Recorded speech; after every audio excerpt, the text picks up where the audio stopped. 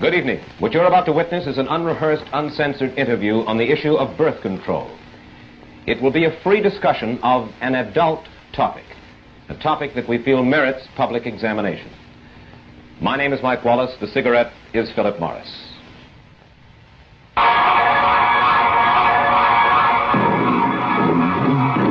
New Philip Morris, probably the best natural smoke you ever tasted, presents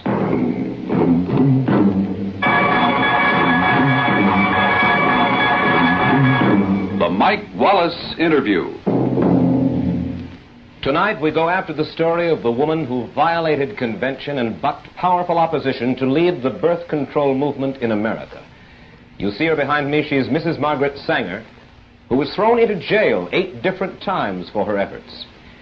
If you're curious to know why Mrs. Sanger has devoted her life to the birth control movement, if you'd like to hear her answer to the charge that birth control is a sin, and if you want to get her views on politics, divorce, and God, we'll go after those stories in just a moment. My guests' opinions are not necessarily mine. The stations are my sponsors, Philip Morris Incorporated, but whether you agree or disagree, we feel that none should deny the right of these views to be broadcast. One might say that the basis of this program is fact and fiction. And using that yardstick, I'd like to apply it to something I usually talk about at this time, and that is this: Philip Morris cigarettes. Here's why I smoke them and enjoy them. Fact 1. Today's Philip Morris is no ordinary blend. It's a special blend of domestic and imported tobaccos. Opinion? My taste may be different from yours, but on this I think we can agree. This cigarette tastes natural. I think you'll like it. Fact 2. Today's Philip Morris is made of mild, lighter leaf tobaccos. Opinion? To me, that accounts for the genuine mildness I get in every puff. It's what I call a man's kind of mildness. There's no filter, no fooling, no artificial mildness, because, you see, there's nothing between you and the tobacco itself. And fact 3 is, of course, this box. Philip Morris was the first non-filter cigarette to come in a crush-proof box. Opinion? A cigarette that keeps better, smokes better. So get with Philip Morris yourself and check these facts. And when you do, I think you'll find it's probably the best natural smoke you ever tasted. And now to our story. When Mrs. Margaret Sanger opened the first birth control clinic in the United States back in 1916, birth control was a dirty word. The police threw her into jail, as they were to do 7 more times during her crusade, a crusade that still faces the reasoning but unalterable opposition of the Roman Catholic Church. That crusade kept Mrs. Sanger away from her children for long periods. It helped to break up her first marriage, and she suffered constant, harrowing social abuse. Mrs. Sanger, in view of all of that, let me ask you this first of all. Why did you do it? I realize that you had an intellectual conviction that birth control was a boon to mankind, but I'm sure that others have that conviction too. And so what I'd like to know is this: what events, what emotions in your life made Margaret Sanger a crusader for birth control? Well, Mr. Wallace, it's hard to say that any one thing has made one do this or that. I think from the very beginning, I came of a large family. My mother died young, 11 children. That made an impression on me as a child. I was a trained nurse, went among the people. I saw women who asked to have some means whereby they wouldn't have to have another pregnancy too early after the last child, the last abortion, which many of them had. So there's a number of things that are one after the other that really made you feel that you had to do something. There are some other possible reasons that suggest themselves on reading your biography by Lawrence later. Your mother, as you say, died prematurely after bearing 11 children. She was born a Catholic, was she not? She was born a Catholic, yes. And in Ireland. Your father was a sort of a village atheist who clashed with church authorities, and because of his atheism, his earnings dwindled under community pressure. You and your brothers and sisters were known as, quote, children of the devil, end quote. Could it be, then, that in part at least, you were driven emotionally toward the birth control movement because of antagonism toward the church, because that was a way to fight the church? No, I don't think I had anything of the kind in mind.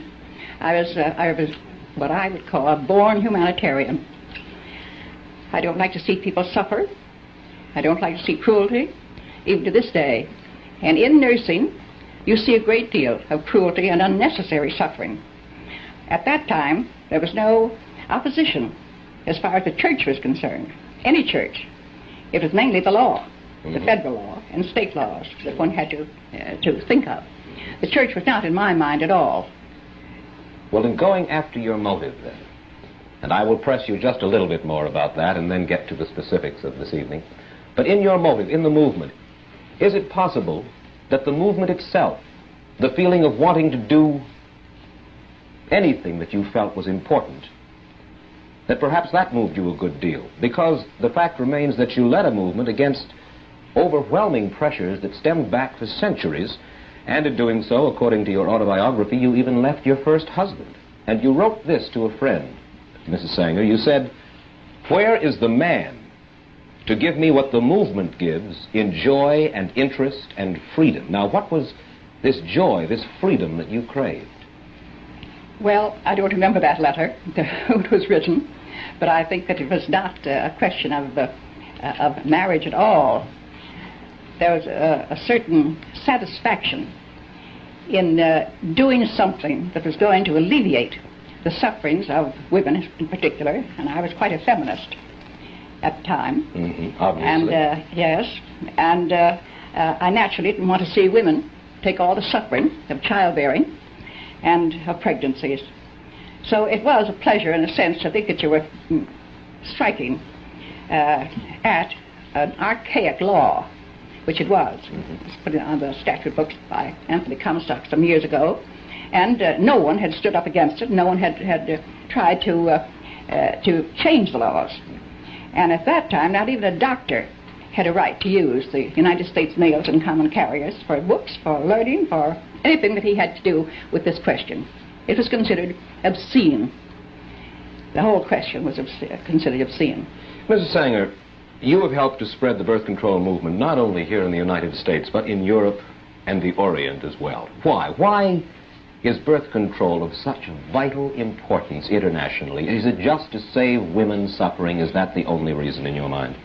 Well, not entirely. The population question is a great concern today, and the rate at which the births come in to we're saving them now. At one time, when children died, they didn't have the food. Today, our population all over the world is getting certainly better consideration and better conditions than they had at the time that I was there. I went to every country because I was invited. And I didn't go into the country myself.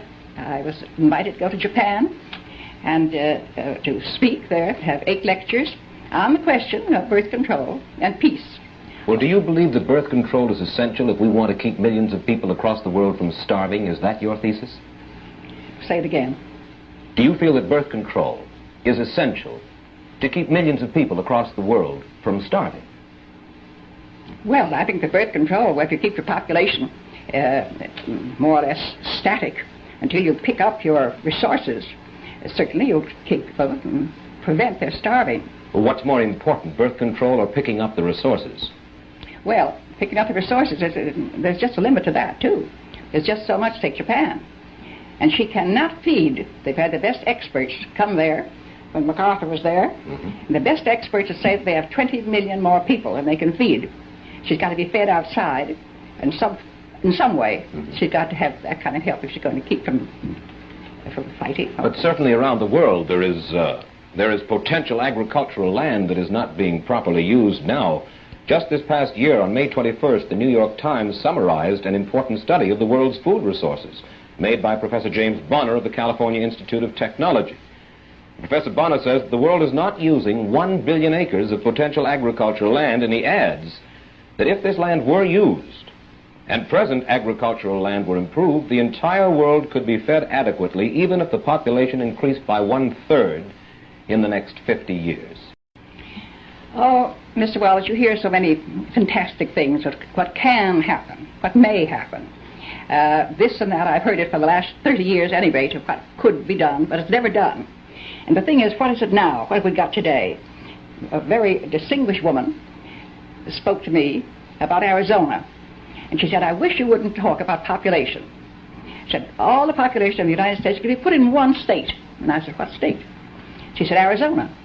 I said, did you ever hear of caliche? She didn't know that I was talking about a delicatessen or what. I said, well, caliche is harder than any rock.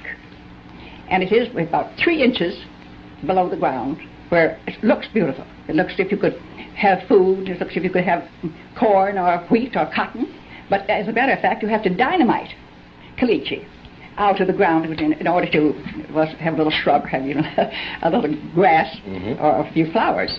So there are many problems that when it comes to that. And the demographers, I never heard of anyone that would agree with that we could have another in the world. Another third. Well, you say that originally the opposition was in all law, and you have to fight against that.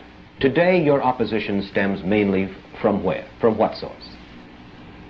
Well, I think that the opposition is mainly from the hierarchy of the Roman Catholic Church. Of the Church. Well, now hierarchy. Of the hierarchy of the Church. You feel that the parishioners themselves, the lay people in the Church, are not against birth control? I feel they come to all of our clinics just the same as the non-Catholics do. Exactly the same. Well, let's look at the official Catholic position, opposition to birth control. I read now from a church publication called The Question Box. In forbidding birth control, it says the following. It says, the immediate purpose and primary end of marriage is the begetting of children. When the marital relation is so used as to render the fulfillment of its purposes impossible, that is by birth control, it is used unethically and unnaturally. Now, what's wrong with that position? Well, it's very wrong. It's not normal. It's not, it has a wrong attitude toward marriage, toward love, toward the relationships between men and women. Well, the natural law, they say, is that, first of all, the primary function of sex in marriage is to beget children. Do you disagree with that? I disagree with it 100%. Your feeling is what, then? My feeling is that love and the attraction between men and women, in many cases, the very finest relationship, has nothing to do with bearing a child. It's secondary. Many, many times we know that. You see your birth rate, you talk to people who have very happy marriages and they're not having babies every year. Yes, I think that's a celibate attitude. Surely. A celibate attitude, but you agree that Catholicism, according to the tenets of Catholicism, they rule that birth control violates not only the Church's position, it isn't the Church's position, but they say that it violates a natural law, as I have just explained. Therefore, birth control is a sin, no matter who practices it. Now, the violation of the natural law, according, you certainly can take no issue with the natural law as the hierarchy of the Catholic Church regards it. Well, I certainly do take issue with it. And I think it's untrue, and I think it's unnatural. Well, let me ask you... Everything bears it out that it's an unnatural attitude to take. And how do they know? I mean, after all, they're celibates. They don't know love. They don't know marriage. They know nothing about bringing up children or any of the marriage problems of life. And yet they speak to people as if they were God. Let me ask you this question. Suppose a healthy, a well-to-do couple decide for some reason never to have children, use birth control all their lives. Would you say that your methods are being misused, Mrs. Sanger? Now, if they were intelligent people and they had some reason for thinking of children as a responsibility, or some disease that they might have that they wouldn't like to pass on to a child, and I think it would be a very unselfish attitude for them to take if there is a disease. No, I say a healthy, well-to-do couple. A couple that just doesn't want children, and for that reason they use birth control all the way. Well, do you think that that is a misuse of your methods? I don't think it's a misuse. I think if they're intelligent adults, but they must know what they want. They must manage their lives themselves.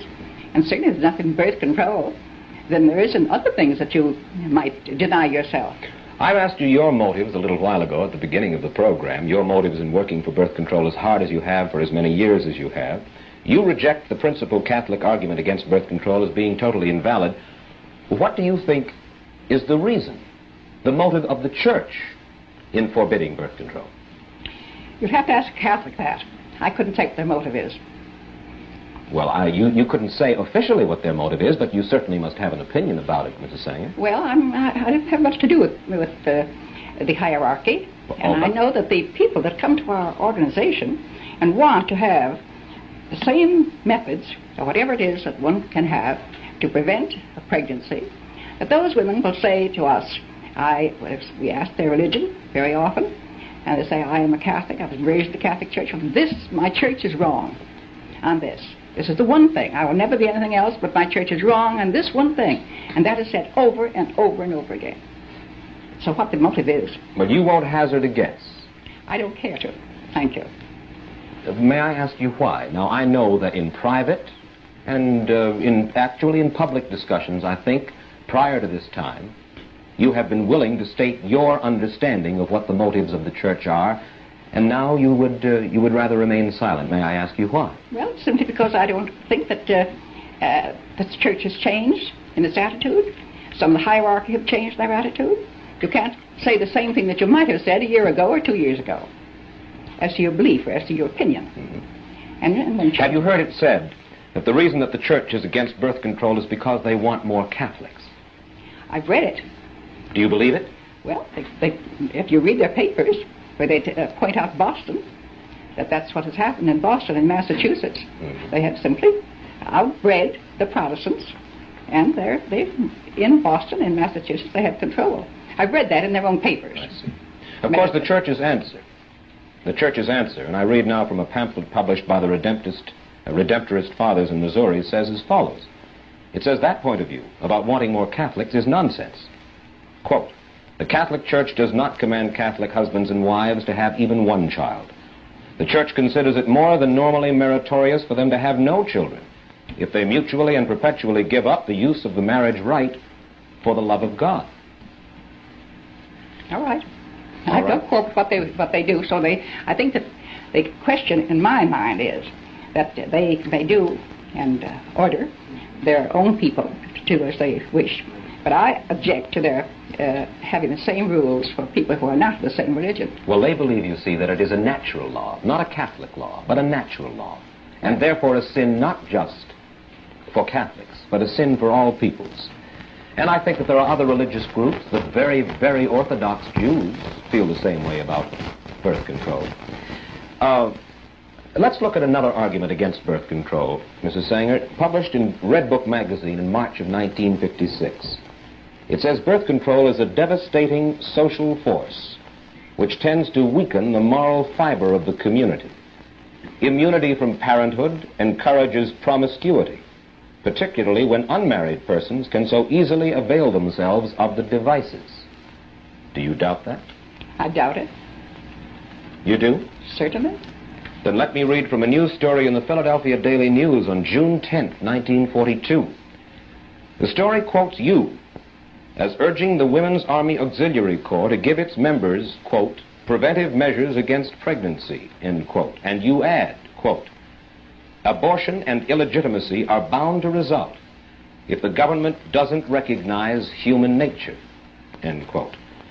In other words, you were not advocating Christian morality, but rather ways for single women to avoid bearing illegitimate children. Where was this taken from? Philadelphia Daily News, June 10, 1942, direct quote from Margaret Sanger. I doubt it. I don't believe I ever made such a remark. Well, in the same vein, in your autobiography, which you cannot disavow, you wrote the following about sexologist Havelock Ellis. You said he's been able to clarify the question of sex and free it from the smudginess connected with it from the beginning of Christianity. Now, what do you mean by the smudginess connected with sex, and why do you blame it on Christianity? Well, there's many reasons, of course, to say that we have more records of it from the dawn of Christianity. And I think I was speaking of Havelock Ellis as having clarified the question of homosexuals, making the thing not exactly a perverted thing, but a thing that a person is born with, different kinds of eyes, different kinds of structure, and so forth, that he didn't make all homosexuals perverts. I felt that he helped clarify that to the medical profession and to the scientists of the world, as perhaps one of the first ones to do that. That was one of the things that I meant in that. Mrs. Sanger, do you disagree that Catholics, or do you feel that Catholics should not have a right to have a say when a city administration contemplates spending their tax dollars on birth control or the dissemination of birth control information, something that Catholics believe is sinful? If they have a right to say what they... Do you feel that they don't have a right to have a say when a city administration contemplates spending their dollars, tax dollars, on birth control? For instance, here in New York, Catholics comprise about 45% of our population. They're the largest single group. Well, don't you think they should have the democratic right to lobby against having their money spent, their tax money spent, for something that they consider evil? Well, I suppose they have a right. They certainly do it. But so have the others. They're only 45% of the population. That is not the majority. But they have a right to get up and... Certainly. I'd have no objection to having them say that, but I think we should have the same right. I say we, I mean non-Catholics. Well, of course, this is a little bit at variance with something that you told our reporter earlier this week. You said earlier this week, it's not only wrong, it should be made illegal for any religious group to prohibit dissemination of birth control, even among its own members. In other words, you would like to see the government legislate religious beliefs in a certain sense. Where these strange things come to, that I said them is what I should like to know when. Well, now, you know that my reporter spent a good deal of time with you. He's a very accurate young man. Yes. And this is a specific quote. Well, I don't think I said it quite that way. What are your religious beliefs, Mrs. Sanger? Do you believe in a God in the sense of a divine being who rewards or punishes people after death? Well, I have a different attitude about the divine. I feel that we have divinity within us, and the more we express the good part of our lives, the more the divine within us expresses itself. I suppose I would call myself an Episcopalian by religion, and there's many other. If you travel around the world, you get quite a bit of the feeling of all religions have so much alike in the divine part of our own being. Mm-hmm. And I suppose you just couldn't put that in a book, or you couldn't put it into a phrase or a sentence. Do you believe in sin? When I say believe, I don't mean believe in committing sin. Do you believe there is such a thing as sin? Well, I think the greatest sin in the world is bringing children into the world that have disease from their parents, that have no chance in the world to be a human being, practically. Delinquents, prisoners, all sorts of things just marked when they're born. That, to me, is the greatest sin that people can commit. But sin in the ordinary sense that we regard it, do you believe or do you not believe? Well, what would they be? Do you believe that infidelity is a sin? Well, I'm not going to specify what I think is sin. I've stated what I think is the worst sin. Yes, but then you asked me to say what, and I said what, and you refused to answer me? Yes, I don't know about infidelity. It has so many personalities to it, and what a person's own belief is. I couldn't generalize any of those things as being sin. Murder is a sin. Well, that's naturally a thing. Murder is a sin or not. It's a terrible act. In just a moment, Mrs. Sanger, I'd like to ask you about another social problem here in the United States, divorce. Nearly 400,000 couples get divorced in this country each year. And I'd like to get your views on the cause and possible prevention of this problem. We'll get Mrs. Sanger's answer to that question in just 60 seconds. One look at this cabin cruiser, and you know it's new. One puff of this cigarette, and you know it's new. It's Philip Morris, and you know by the taste. Philip Morris tastes natural, and that's why smokers like it. And they like the man's kind of mildness in Philip Morris. No filter, no fooling. Nothing artificial between you and the tobacco itself. And the box, here's something else smokers like. It's practical, crush-proof. If you haven't smoked a Philip Morris lately, get with it. You'll find a natural taste, a man's kind of mildness, a crush-proof box. Get with Philip Morris, probably the best natural smoke you ever tasted. Get with Philip Morris in regular pack or crush-proof box, probably the best natural smoke you ever tasted. Now then, Mrs. Sanger, there are nearly 400,000 divorces or annulments in America each year. What, and this is hard to do in the short time, of course, that we have, what would you recommend to cut down our divorce rate? Well, as a great many of our clinics are including in the work that they do in birth control clinics, having marriage counseling.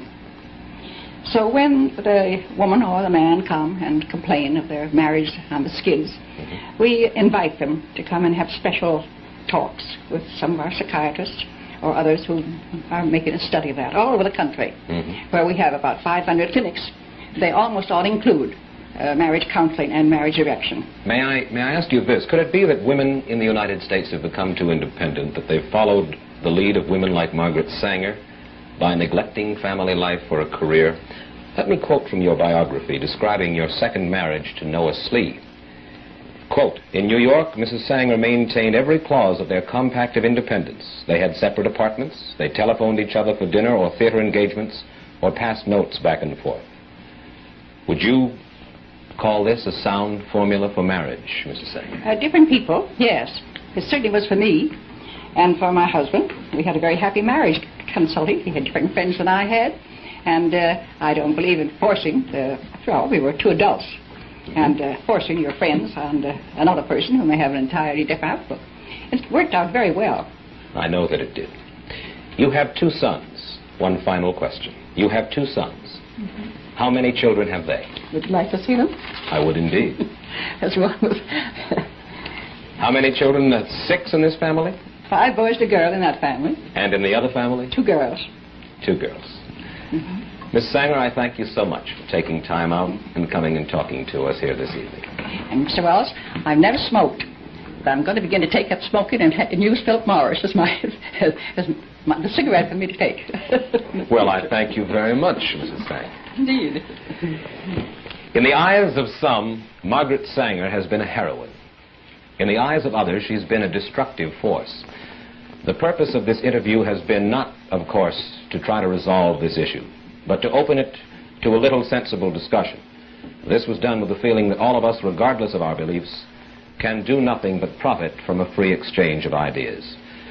I'll bring you a rundown on next week's interview in just 60 seconds or so.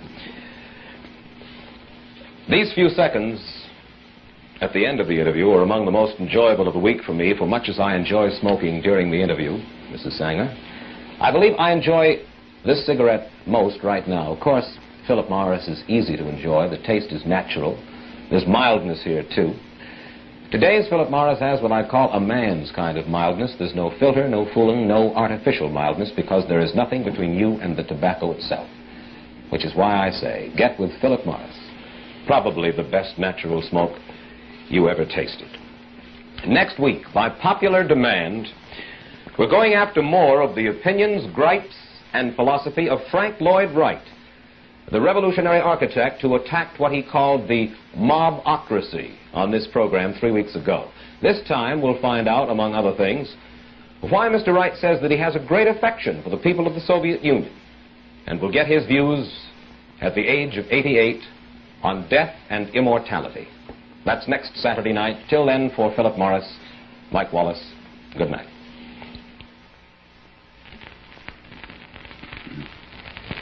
The Mike Wallace interview is brought to you by Philip Morris Incorporated, the Quality House.